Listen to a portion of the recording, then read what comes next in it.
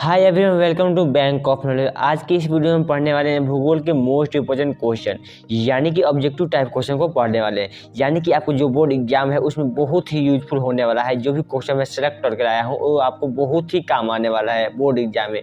देखिए, क्वेश्चन को इस टाइप से कलेक्शन किया हूँ, यानी कि आपको बहुत ही आसानी से याद हो सकता है। देखिए, बहुत ही आसान से आपको याद करने के तरीका ही बताऊँगा और बहुत ही सटीक आंसर बताऊँगा।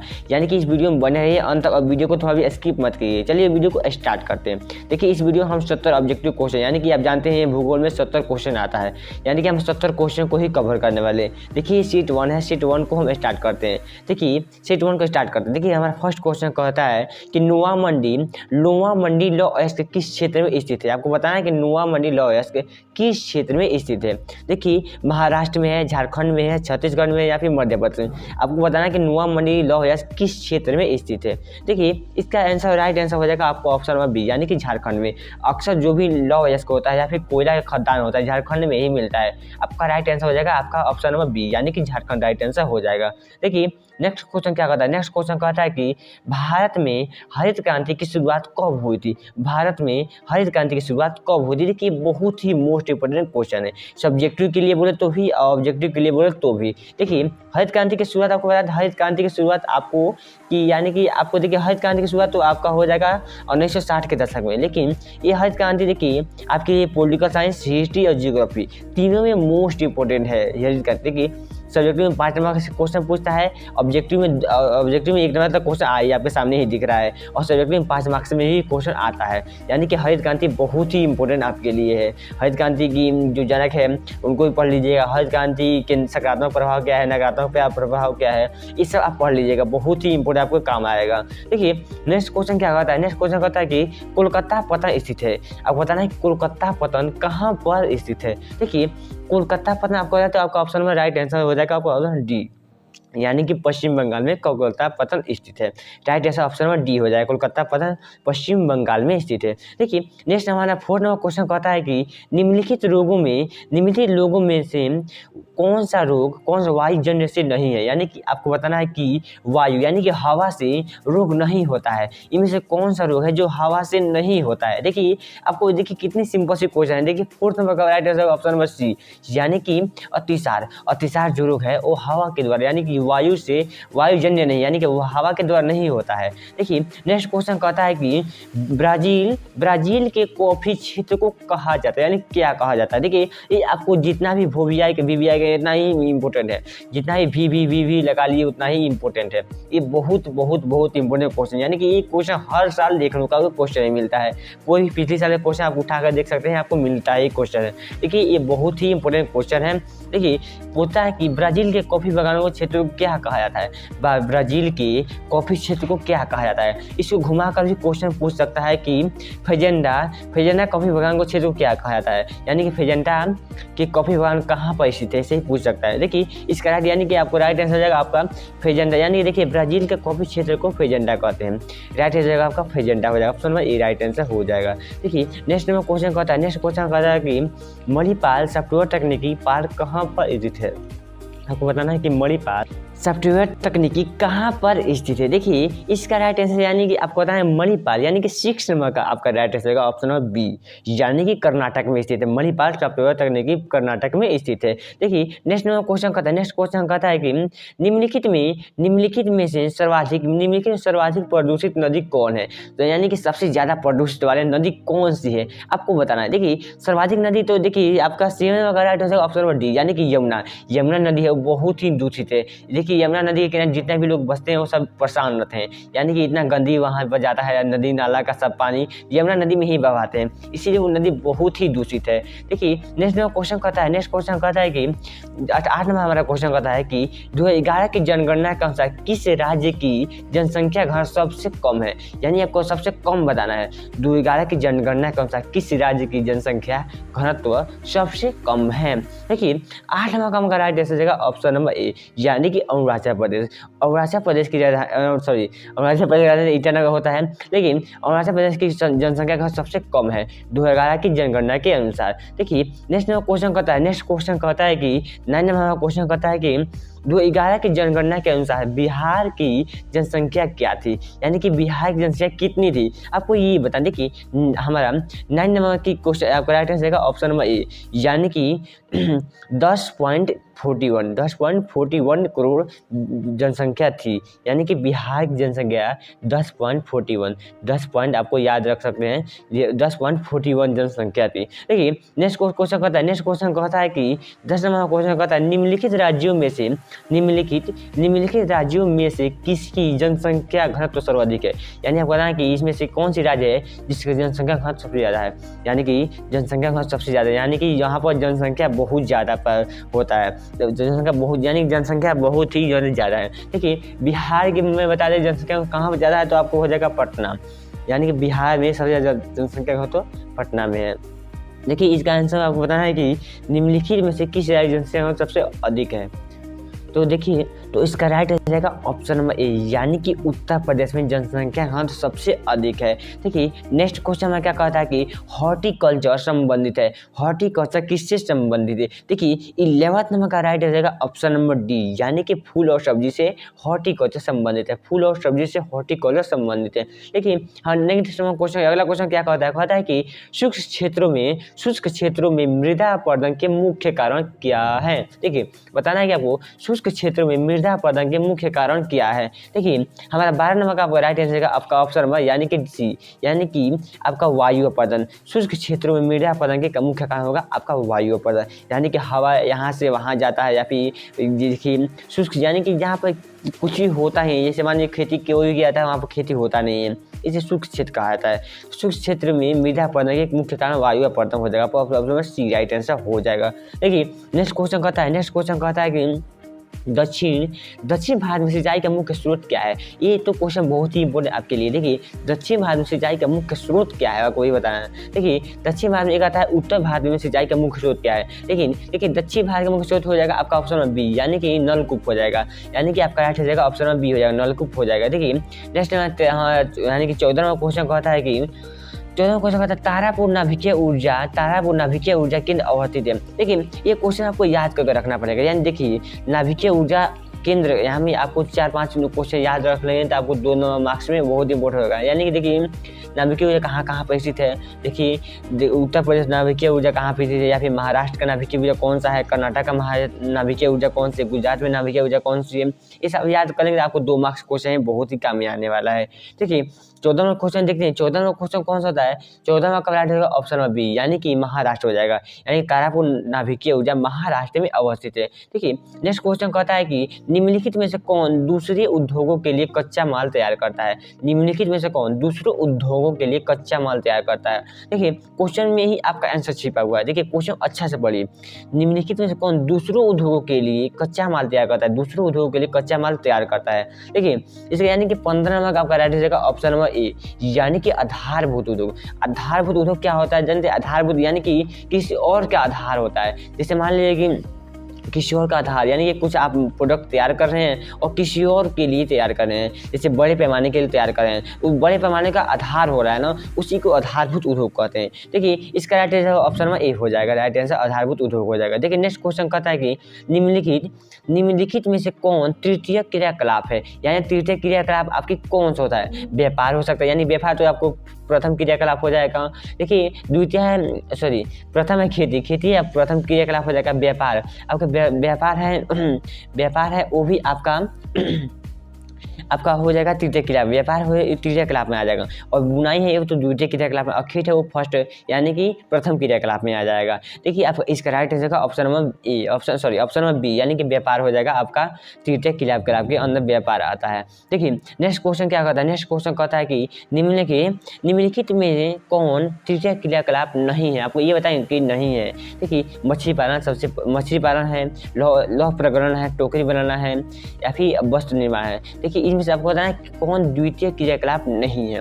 द्वितीय क्रियाकलाप कौन नहीं है, आपका राइट हो जाएगा ऑप्शन नंबर ए, यानी कि मछली पकड़ना ये प्रथम क्रियाकलाप है, ये द्वितीय क्रियाकलाप नहीं है। आपका राइट हो जाएगा ऑप्शन नंबर ए, आपका 17 नंबर का राइट आंसर ऑप्शन नंबर ए हो जाएगा। देखिए नेक्स्ट क्वेश्चन कहता है कि ट्रांस महाद्वीपीय एस्टूरो महामार्ग जोड़ता है, किसको जोड़ता है? देखिए 18 नंबर का right answer option number D, यानी कि डार्विन को मेलबोर्न से जोड़ता है, डार्विन को मेलबोर्न से जोड़ता है। देखिए नेक्स्ट क्वेश्चन हमारा क्या कहता है? नेक्स्ट क्वेश्चन कहता है पनामा नहर जोड़ती है। देखिए ये क्वेश्चन आपको बहुत ही इंपॉर्टेंट क्वेश्चन है। देखिए क्वेश्चन कहता है कि पनामा नहर किसको किसको जोड़ती है? देखिए यानी कि 19 नंबर का हमारा देखिए राइट आंसर हो जाएगा आपका ऑप्शन नंबर सी, यानी कि प्रशांत महासागर को अटलांटिक महासागर से जोड़ती है, प्रशांत महासागर को अटलांटिक महासागर से जोड़ती है पनामा नहर। देखिए नेक्स्ट क्वेश्चन कहता है विश्व के प्रमुख समुद्री पतन है, विश्व के समुद्री पतन कौन सा है? आपको नौसेना है पतन है, या फिर तेल पतन है, या फिर विस्तृत पतन है, या फिर औद्योगिक पतन है? आपको बताना है कि विश्व के प्रमुख समुद्री पतन कौन सी है? देखिए इसका right answer option number C, यानी कि विस्तृत पतन। आपका नाम से ही आपको पता चल रहा है विस्तृत पतन विश्व, यानी देखिए इन दोनों का मैच कर रहा है ना, दोनों से आप मिला सकते हैं विस्तृत पतन और विस्तृत पतन और विश्व पतन। देखिए दोनों को मिलाकर के आप याद कर सकते हैं बहुत आसान तरीके में। अगर किसी को याद करना होगा तो इसी टेक्निक से याद भी कर सकता है। देखिए हम 20 नंबर क्वेश्चन बताइए। देखिए 21 नंबर हमारा क्वेश्चन कहता है निम्नलिखित महाद्वीपों में से क्वेश्चन कहता है कि निम्नलिखित महाद्वीपों में किससे विश्व व्यापार का सर्वाधिक परिवहन होता है? यानी कि अगर विदेश में अगर व्यापार करना है सबसे ज़्यादा व्यापार किससे होता है? यानी कि सर्वाधिक परिवहन होता है, यानी कि आवागमन परिवहन सबसे ज़्यादा होता है। देखिए इसका यानी कि 21 नंबर हमारा राइट हो जाएगा ऑप्शन नंबर, यानी कि सी ये हो जाएगा, यानी कि अफ्रीका से ज़्यादातर परिवहन होता है, सबसे ज़्यादा परिवहन व्यापारिक परिवहन, यानी कि कोई भी सामान खरीदना होता है तो विदेश में तो अफ्रीका से ही होता है। तो आपका राइट हो जाएगा ऑप्शन आपका हो जाएगा ऑप्शन में, यानी कि सी हो जाएगा, यानी कि परिवहन बताना, यानी कि आपका यूरोप हो जाएगा, आपका राइट हो जाएगा ऑप्शन में यूरोप हो जाएगा। देखिए यूरोप हो जाएगा। उसके बाद देखिए आपका नेक्स्ट क्वेश्चन कहता है कि निम्नलिखित में कौन पश्चिमी भारत की नदी बेसिन है? आपको पता है कि कौन पश्चिमी भारत की नदी बेसिन है? देखिए इसका राइट हो जाएगा माही बेसी राइट आंसर हो जाएगा, आपका ऑप्शन में ए राइट आंसर हो जाएगा। देखिए नेक्स्ट क्वेश्चन कहता है सबसे महत्वपूर्ण जूट उत्पादक क्षेत्र है, यानी कि सबसे महत्वपूर्ण जूट उत्पादक क्षेत्र कौन सा है? देखिए कृष्णा डेल्टा है, गंगा डेल्टा है, गोदावरी डेल्टा है, या फिर इनमें से कोई नहीं है। सबसे महत्वपूर्ण डेल्टा कौन सी है? देखिए हमारी 23 नंबर का आपका राइट हो जाएगा ऑप्शन नंबर ए, यानी कि आपका गंगा डेल्टा सबसे महत्वपूर्ण जूट उत्पादक में क्षेत्र में स्थित है। देखिए सबसे महत्वपूर्ण जूट उत्पादक क्षेत्र है गंगा डेल्टा, आपका राइट आंसर ऑप्शन में ए राइट आंसर हो जाएगा। देखिए नेक्स्ट हमारा क्वेश्चन कहता है कि बाबा बुदन पहाड़ी है, यानी कि बाबा बुदन पहाड़ी क्षेत्र कहाँ पर स्थित है? देखिए गोवा में स्थित है, कर्नाटक में स्थित है, झारखंड में स्थित है, उड़ीसा में स्थित है। आपको बताना है बाबा बुदन पहाड़ी कहाँ पर स्थित है। देखिए इसका यानी कि 24 नंबर का आपका राइट हो जाएगा ऑप्शन में ए, यानी कि कर्नाटक में स्थित है। बाबा बुदन पहाड़ी कर्नाटक में स्थित है, आपका राइट हो जाएगा ऑप्शन में ए राइट आंसर हो जाएगा। देखिए नेक्स्ट क्वेश्चन कहता है कि निम्नलिखित राज्यों में कौन गोंडवान कोयला के लिए प्रसिद्ध है? गोंडवान कोयला के लिए प्रसिद्ध है।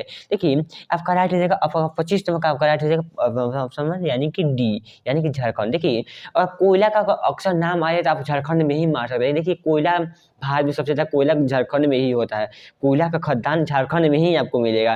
देखिए जितना भी कोयला खदान हो तो आपको बिहार से पहले झारखंड एक ही में था, लेकिन जब बंटवारा हुआ बिहार और झारखंड में, तो झारखंड में जितना भी खदान थी, कोयला का खदान था और कोई फैक्ट्री थी, सब कोई झारखंड में ही चला गया था। ठीक है, वहाँ पर इसीलिए कोयला खदान बहुत ही ज़्यादा आपको देखने को मिलता है। कोयला का खदान जो भी कोई कोयला हो, या अच्छी किस्म की कोयला हो या फिर लोकल किस्म की कोयला हो, सभी के कोयला झारखंड में ही आपको देखने को मिलता है। देखिए इसका राइट आंसर आपका झारखंड में हो जाएगा। देखिए नेक्स्ट क्वेश्चन कहता है 26वां क्वेश्चन हमारा कहता है कि जनसंख्या वितरण को प्रभावित करने वाला सबसे महत्वपूर्ण कारक कौन सा है? जनसंख्या वितरण को प्रभावित करने वाला सबसे महत्वपूर्ण कारक कौन सा है? देखिए हमारा 26 नंबर का राइट हो जाएगा आपका ऑप्शन में, यानी कि 26 नंबर, यानी कि आपका ऑप्शन डी, यानी कि हो जाए जलवायु। जनसंख्या वितरण को सबसे ज़्यादा प्रभावित करता है जलवायु, जनसंख्या वितरण को सबसे ज़्यादा प्रभावित करता है जलवायु, आपको याद करके रखना। देखिए ये भी क्वेश्चन बहुत ही इंपॉर्टेंट है, जितना भी इसके आगे लगा लिए, बहुत ही इंपॉर्टेंट क्वेश्चन होने वाला है। देखिए नेक्स्ट क्वेश्चन कहता है कि औद्योगिकरण से कौन सा प्रदूषण होता है? औद्योगिकरण से कौन सा प्रदूषण होता है? औद्योगिकरण से कौन सा प्रदूषण होता है? आप जानते हैं, अगर मान लीजिए कोई फैक्ट्री आप बैठाएंगे या फिर कोई भी फैक्ट्री देखे हुए हैं, अब देखिए वो कितना प्रदूषण उससे फैलता है। जल प्रदूषण फैलता है, यानी कि जल का उसमें कचरा जो भी होता है वो नदी में भेजता है। वायु प्रदूषण फैलता है, यानी कि जितना भी कारखाना का धुआं होता है वो बाहर निकलता है, यानी कि उसके धुआं तो निकलना जरूरी है ना। कोई जैसे मिल ही देख लीजिए, शुगर मिल देख लीजिए, देखिए उसमें से धुआं बाहर निकलता है तो वायुमंडल भी प्रदूषित होता है। फिर ध्वनि प्रदूषण देख लीजिए, मशीनों से कितना भी आवाज आता है, कितना लोगों के भी ध्वनि प्रदूषण से समस्या हो सकती है। देखिए इनमें से सभी आपका राइट आंसर हो जाएगा, यानी कि औद्योगिकरण से सबसे, यानी औद्योगिकरण से इनमें सभी हो जाएगा, प्रदूषण फैलता है औद्योगिकरण, यानी कि कोई फैक्ट्री देखेंगे तो औद्योगिकरण होता है। औद्योगिकरण यानी कि कोई भी सामान को मतलब डेवलप करना या फिर बनाना, औद्योगिकरण उसी को कहते हैं ना, किसी काम को करना। देखिए उससे फैक्ट्री बैठाते हैं तो फैक्ट्री में देखिए कितना भी सब प्रदूषण फैलता है, जल प्रदूषण होता है, वायु प्रदूषण होता है, ध्वनि प्रदूषण होता है, यानी कि इनमें सभी आपका राइट आंसर हो जाएगा। देखिए क्वेश्चन को कुछ डिफिकल्ट नहीं है, क्वेश्चन में ही आपका आंसर सब छुपा हुआ है। देखिए नेक्स्ट क्वेश्चन हमारा कहता है, नेक्स्ट क्वेश्चन कहता है कि हथकरघा उद्योग है, यानी कि हाथों के बनाने वाला, यानी कि उद्योग कौन सा है? देखिए हाथ से ही बना दिया गया, यानी कि कोई ना मशीन लगा हो, ना मोटर लगा हो, ना कुछ भी लगा हो, बस हाथ में छोटी सी घर के अंदर बना दिया गया हो, उसे क्या कहते हैं? हथकरघा उद्योग को कौन है? देखिए कहते हैं, यानी कि कह रहा है कि आधारभूत उद्योग, कुटीर उद्योग, स्वच्छंद उद्योग, या फिर इनमें से कोई नहीं। हाथकरघा उद्योग कौन सा है? देखिए 28 नंबर का राइट हो जाएगा ऑप्शन नंबर बी, यानी कि कुटीर उद्योग को ही हाथकरघा उद्योग कहते हैं। देखिए जो वह उद्योग जो छोटी छोटी खिलौने, छोटी छोटी वस्तुओं को हाथों के द्वारा बनाया जाता है, उसे कुटीर उद्योग कहते हैं। देखिए उसी को कुटीर उद्योग कहते हैं। देखिए यानी कि हाथकरघा उद्योग आपका हो जाएगा कुटीर उद्योग। देखिए नेक्स्ट क्वेश्चन कहता है कि हुगली औद्योगिक प्रदेश केंद्र है, हुगली औद्योगिक प्रदेश का केंद्र है, यानी आपको बताना है हुगली औद्योगिक प्रदेश का केंद्र है। तो देखिए 29 नंबर का राइट होगा ऑप्शन नंबर बी, यानी कि कोलकाता हावड़ा, कोलकाता हावड़ा, कोलकाता हावड़ा। देखिए 30 नंबर क्वेश्चन कहता है भारत में पहला रेडियो कार्यक्रम प्रसारित हुआ था। ये क्वेश्चन 2023 में आपके पिछले साल क्वेश्चन में आप उठा कर देख सकते हैं, क्वेश्चन में आपको मिलेगा तो मिलेगा। ये क्वेश्चन बहुत ही इंपॉर्टेंट आप लोगों के लिए। देखिए पिछले साल क्वेश्चन ये पूछा गया था, भारत में रेडियो कार्यक्रम प्रसारित कब हुआ था? देखिए ये साफ क्वेश्चन उठाकर आपको क्वेश्चन में, यानी पिछले साल क्वेश्चन में उठाकर पूछ दिया है, भारत में पहला रेडियो कार्यक्रम प्रसारित हुआ था। ये क्वेश्चन आपको पूरा पूछा के पूछ दिया है, यानी कि ऑब्जेक्टिव क्वेश्चन है। देखिए इसका राइट, यानी कि इसका बहुत लोग गलती करके भी आए थे इसका आंसर, लेकिन आपको इसका सटीक आंसर बताना हूँ। देखिए इसका राइट आंसर आपका ऑप्शन सी, यानी कि 1923 में रेडियो कार्यक्रम प्रसारित हुआ था। देखिए नेक्स्ट क्वेश्चन कहता है, नेक्स्ट क्वेश्चन भारतीय रेल की शुरुआत कब हुई थी? भारतीय रेल की शुरुआत कब हुई थी? देखिए ये भी बहुत ही सिंपल सी क्वेश्चन है। देखिए 31 नंबर का आपका राइट होगा ऑप्शन नंबर ए, यानी कि आपका हो जाएगा 1853 में रेल की शुरुआत हुई थी, 1853 में रेल की शुरुआत हुई थी। देखिए नेक्स्ट क्वेश्चन कहता है, कोची पतन अवस्थित है, कोची पतन कहाँ पर अवस्थित है? आपको ये बताना है, कोची पतन स्थित है, कोची पतन स्थित है। देखिए आपको बताना है कि कोची पतन कहाँ पर स्थित है। देखिए इसका रहेगा आपका ऑप्शन में सी, यानी कि केरल, कोची पतन केरल में स्थित है। कोची, देखिए क से ये भी है कोची पतन और क से ये भी है कोची केरल। आपको सिंपल से याद कर सकते हैं क से या क से, कोची पतन केरल, कोची पतन केरल, कोची पतन केरल, आप सिंपल से याद कर सकते हैं बहुत ही आसान तरीकों से। देखिए हम नेक्स्ट क्वेश्चन कहता है कि जलजन्य रोग है, जलजन्य यानी कि जलों के द्वारा होने वाला रोग कौन सा है? जल के द्वारा होने वाला रोग जलजन्य रोग कहते हैं। जो भी वह रोग जो जल के द्वारा, यानी कि जल के प्रदूषण से होता है, उसे जलजन्य रोग कहते हैं। देखिए इन बार बताना कि जल के द्वारा कौन सी रोग होती है। देखिए 23 नंबर का हम राइट है, यानी कि हमारा 33 नंबर का राइट का ऑप्शन नंबर सी, यानी कि अतिसार जो रोग है वो जल के द्वारा होता है, अतिसार रोग है जो जल के द्वारा होता है। देखिए नेक्स्ट क्वेश्चन है कि सर्वाधिक